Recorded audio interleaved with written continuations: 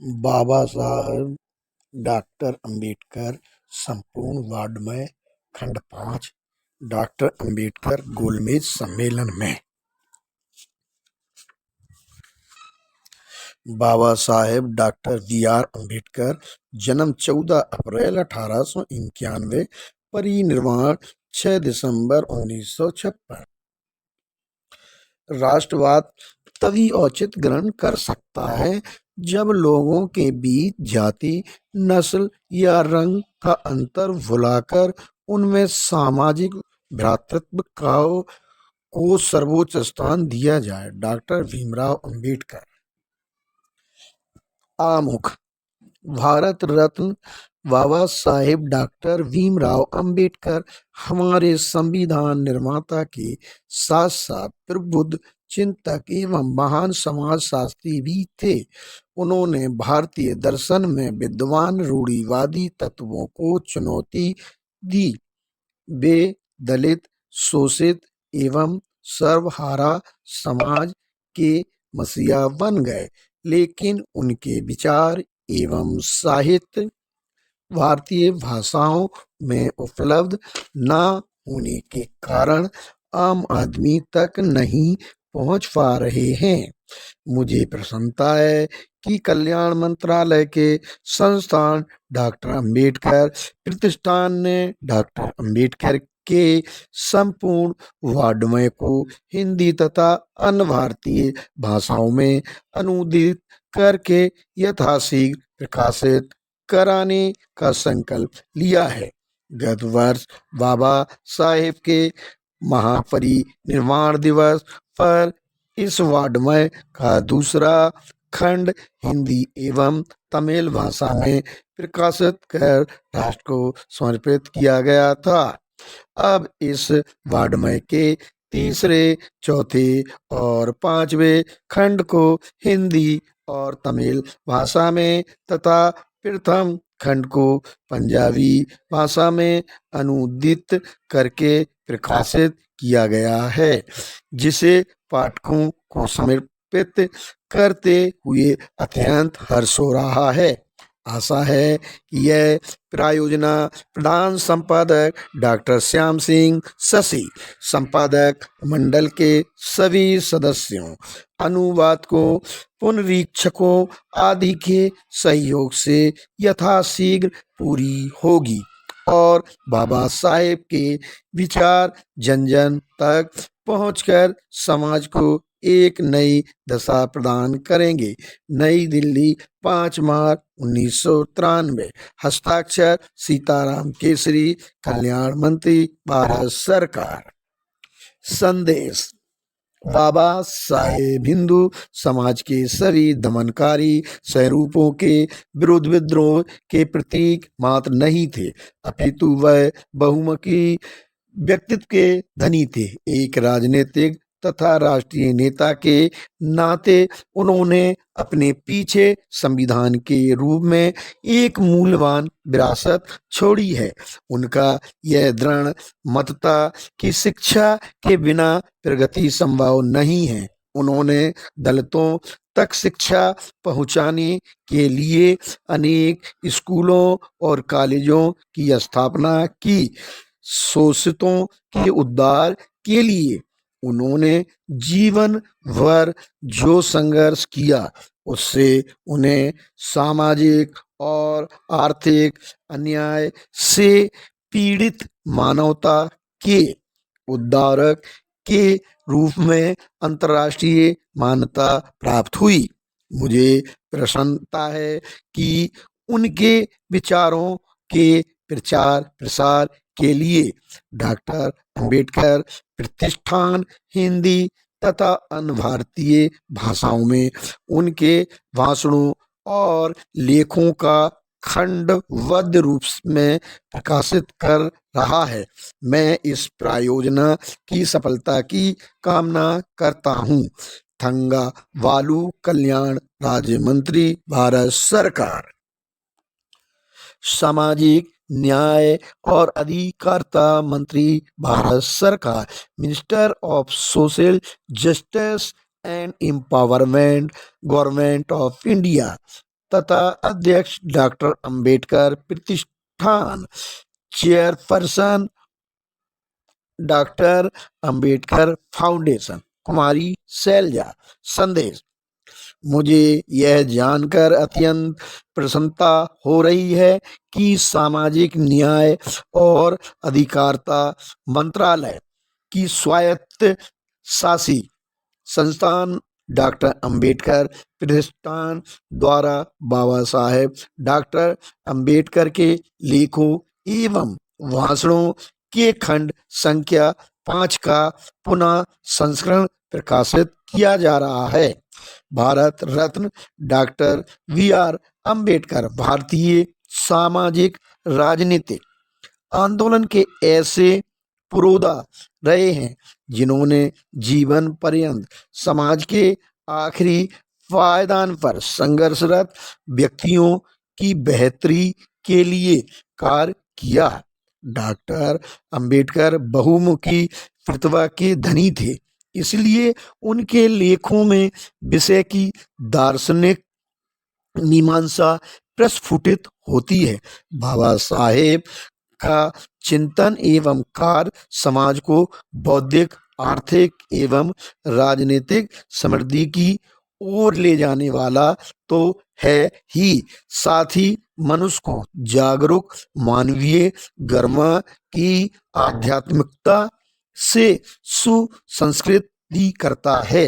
बाबा साहब का संपूर्ण जीवन दमन, शोषण और अन्याय के विरुद्ध अनवरत क्रांति की शौर्य गाथा है।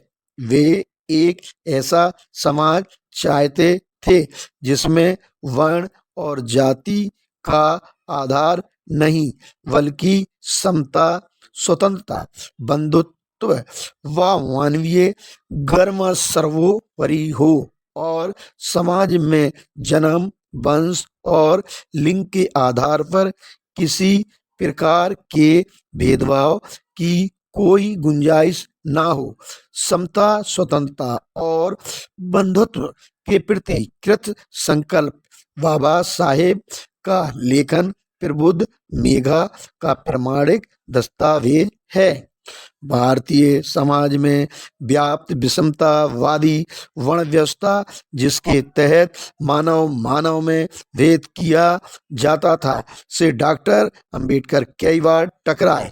इस टकरार से डॉक्टर अंबेडकर में ऐसा जज्बा पैदा हुआ जिसके कारण उन्होंने समतावादी समाज की रचना को अपने जीवन का मिशन बना लिया।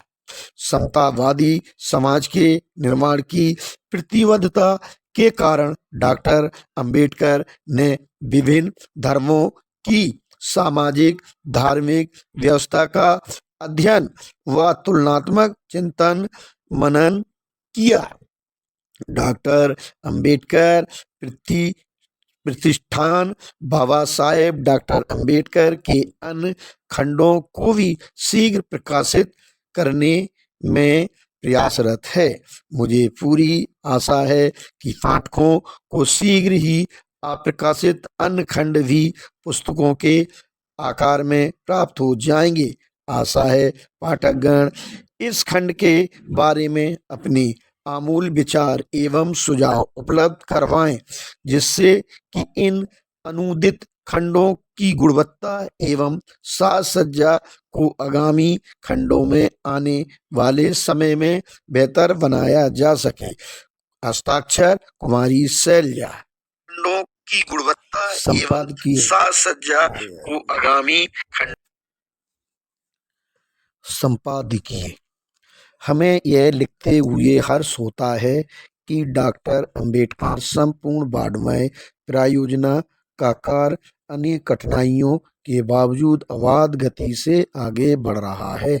हमने बाबा साहेब डॉक्टर भीमराव अंबेडकर के संपूर्ण वाङ्मय को हिंदी तथा भारतीय भाषाओं में अनुदित करते समय विषयानुसार श्री बसंत मून के अंग्रेजी संकलन को आधार तो बनाया है, किंतु सुविधा की दृष्टि से उसे कुछ अधिक खंडों में समाविष्ट करने का प्रयास किया जा रहा है। अनुवाद कार्य अत्यंत कष्टसाध्य होता है तथा उसका पुनरीक्षण और संपादन उससे भी अधिक परिश्रम की अपेक्षा रखता है। हमारे समक्ष समय की सीमा भी है। यद्यपि पूरी प्रायोजना को 2-3 वर्षों में पूरा करने का संकल्प असंभव सा लगता है, फिर भी हमें अपने विद्वान अनुवादकों, पुनरीक्षकों तथा संपादन सहयोगियों की क्षमता पर पूरा भरोसा है, जिनके अनवरत परिश्रम से हम इस कार्य को यथाशीघ्र पूरा कर लेंगे। हमारा अपने कृपालु पाठकों से पुनः निवेदन है कि वे इस अनुवाद को साहित्यिक अनुवाद की भांति नहीं, बल्कि ज्ञान विज्ञान के सीधे साधे रूपांतर की तरह अपनाएंगे तथा बाबा साहेब के चिंतन को आत्मसात करेंगे। हमने बाबा साहेब डॉक्टर अंबेडकर के अंग्रेजी लेखों एवं भाषणों के दूसरे खंड को पाठकों की सुविधा को ध्यान में रखते हुए हिंदी और अन्य भारतीय भाषाओं में 3 खंडों में विभाजित किया है। इस 3 खंडों के विषय हैं डॉक्टर अंबेडकर बम्बई विधान मंडल में, साइमन कमीशन के साथ गोलमेज सम्मेलन में। हमने उपाधि स्वरूप प्रयुक्त होने वाले अंग्रेजी के सर शब्द के स्थान पर माननीय शब्द का प्रयोग किया है। हमें आशा है हमारे सहृदय पाठक माननीय शब्द को उसी रूप में लेंगे। हमारा विश्वास है इस खंड को भी पाठकों को पूर्ववत प्यार मिलेगा। डॉक्टर श्याम सिंह शशि। विषय सूची आमुख पेज नंबर 7, संपादकीय पेज नंबर 9, नंबर 1 पूर्ण अधिवेशन पेज नंबर 15, नंबर 2 पूर्ण सम्मेलन की समिति ब्रैकेट में संघीय संरचना ब्रैकेट बंद पेज नंबर 22, 3 उप समिति संख्या 2 ब्रैकेट में प्रांतीय संविधान ब्रैकेट बंद पेज नंबर 25, 4 उप समिति संख्या 3 ब्रैकेट अल्पसंख्यक ब्रैकेट बंद पेज नंबर 42, 5वां उप समिति संख्या 6 ब्रैकेट मताधिकार ब्रैकेट बंद पेज नंबर 73, 6 पूर्ण सम्मेलन की समिति ब्रैकेट में रक्षा पेज नंबर 99, 7 उप समिति संख्या 8 ब्रैकेट में सेवाएं पेज नंबर 102, 8 पूर्ण अधिवेशन ब्रैकेट में सामान्य पुनर्विलोकन पेज नंबर 120, 9वां संघीय संरचना समिति पेज नंबर 125, 10वां अल्पसंख्यक समिति पेज नंबर 185, 11 भारतीय संवैधानिक सुधार समिति पेज नंबर 208, अनुक्रमण का पेज नंबर 350। डॉक्टर अंबेडकर गोलमेज सम्मेलन में नंबर 1 पूर्ण अधिवेशन 5वीं बैठक 20 नवंबर 1930। दलित वर्गों के लिए राजनीतिक सत्ता में साझेदारी की आवश्यकता। डॉक्टर भीमराव अंबेडकर सभापति महोदय, मैं इस सभा में संवैधानिक सुधारों के प्रश्न पर उन दलित वर्गों का पक्ष प्रस्तुत कर रहा हूं, जिनका मुझे और मेरे सहयोगी राव बहादुर श्रीनिवासन को प्रतिनिधित्व करने का सौभाग्य प्राप्त हुआ है। यह ब्रिटिश भारत की 430 लाख जनता अथवा 1/5 जनसंख्या का पक्ष है। दलित वर्ग स्वयं में ऐसे लोगों का समूह है जो मुसलमानों से भिन्न एवं अलग है। यद्यपि उन्हें हिंदू कहा जाता है, किंतु वे हिंदू जाति का किसी भी अर्थ में अविभाज्य अंग नहीं है। वे न केवल उनसे अलग रहते हैं, अपितु उन्हें जो दर्जा प्राप्त है वह भी भारत में अन्य जातियों के दर्जे से बिल्कुल भिन्न है। भारत में अनेक जातियां अत्यंत दयनीय एवं गुलामी की स्थिति में रह रही हैं, किंतु दलित वर्गों की स्थिति बिल्कुल भिन्न है। अंतर केवल इतना है कि कृषि कर्मियों और नौकरों के साथ अस्पृश्यता का बर्ताव नहीं किया जाता, जबकि दलित वर्ग अस्पृश्यता के अभिशाप का शिकार है। उससे भी खराब बात यह है कि अस्पृश्यता के कारण उन पर लादी गई गुलामी से न केवल सार्वजनिक जीवन में उनके साथ भेदभाव बढ़ता जाता है, बल्कि उन्हें समान अवसरों और मानवीय से जीवन के लिए आवश्यक नागरिक अधिकारों से भी वंचित रखा जाता है। मुझे विश्वास है कि इतने बड़े वर्ग जिसकी जनसंख्या इंग्लैंड अथवा फ्रांस की जनसंख्या